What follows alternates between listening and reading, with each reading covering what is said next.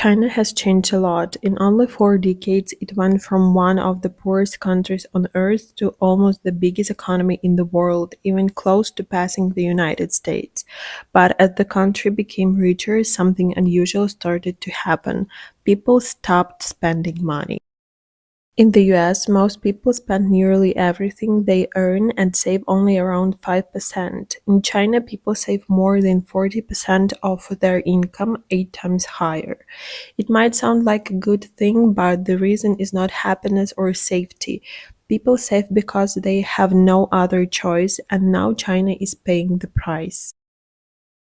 After the real estate giant Evergrande collapsed in 2021, the government tried to turn China into a modern consumer economy, but the plan failed. Even though China has 3 times the population of Europe, its total consumption is only about half as much.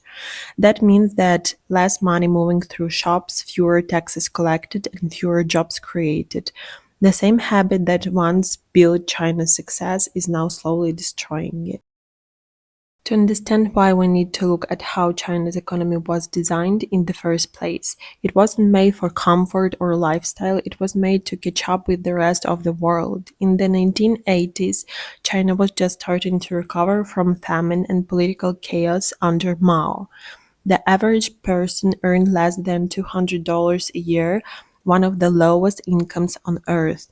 So when Deng Xiaoping began his market reforms in 1978, his goal was not to build a modern consumer society, but simply to save the country from collapse.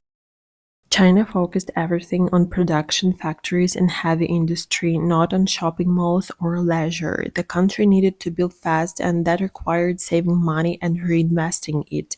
While Americans bought new TVs and cars, Chinese families saved almost every coin. By the early 2000s, the average Chinese household saved over half of its income, while the average American saved about 5%. But those savings did not just sit in banks.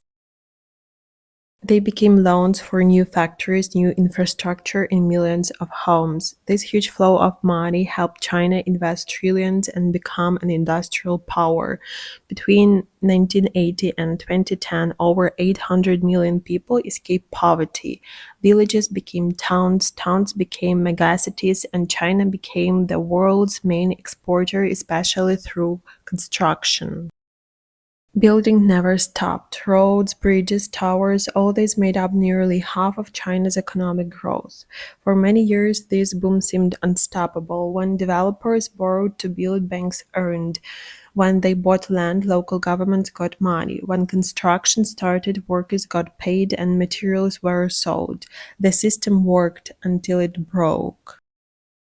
In 2021, Evergrande's collapse shook everything. Thousands of families lost unfinished apartments, projects froze, and property prices began to fall for the first time in decades. For many, their homes, once their greatest wealth, became a problem instead. When investment stops, consumer spending is what keeps an economy alive. But Chinese people were afraid to spend. The government tried lowering interest rates and giving tax breaks, but nothing helped. People simply held on to their money. Today, household savings in China have reached over $20 trillion, more than the entire GDP of the European Union. Yet the country's growth has slowed to its weakest level since the 1980s. Why? A big reason is China's aging population. By 2040, 1 in 4 Chinese citizens will be over 60 years old. Older people usually spend less and save more.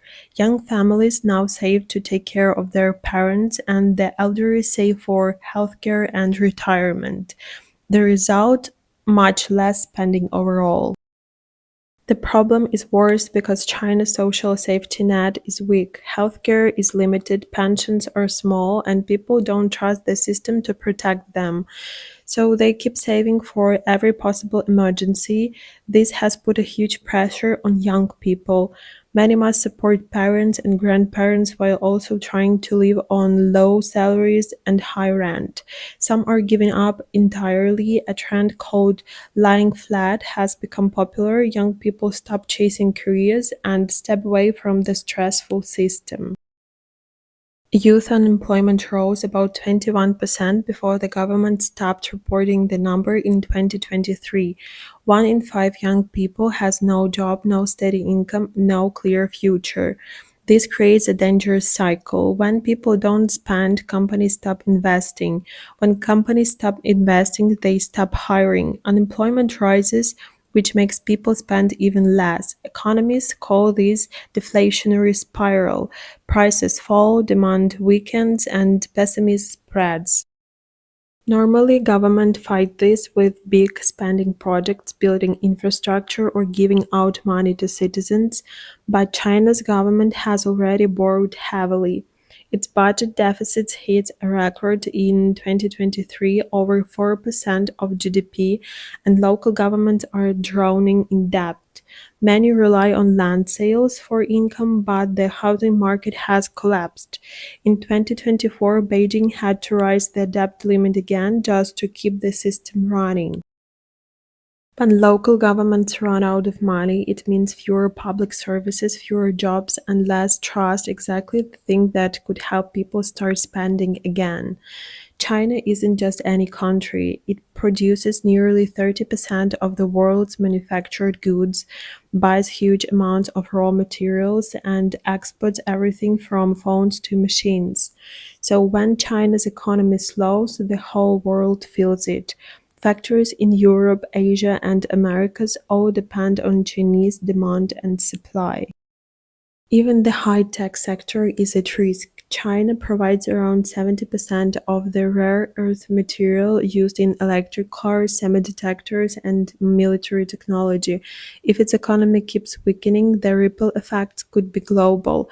After decades of incredible progress, China's growth model built on saving, investing, and construction is beginning to collapse under its own weight. People aren't spending, companies aren't expanding, and the miracle that once made the world now faced its toughest test yet. The truth is that China's slowdown is not just about money, it's about trust, balance, and the kind of future a country wants to build. For 40 years, the Chinese people believed that hard work, saving, and sacrifice would lead to a better life. That belief turned a poor nation into a superpower, but now the very same habits are creating the opposite effect. When people save too much and spend too little, growth starts to die quietly. It's not a crash that happens in one day, it's a slow freeze. Businesses close because no one is buying, young people stop dreaming because the system feels broken, and even the government, with all its control, finds that confidence is something it cannot force.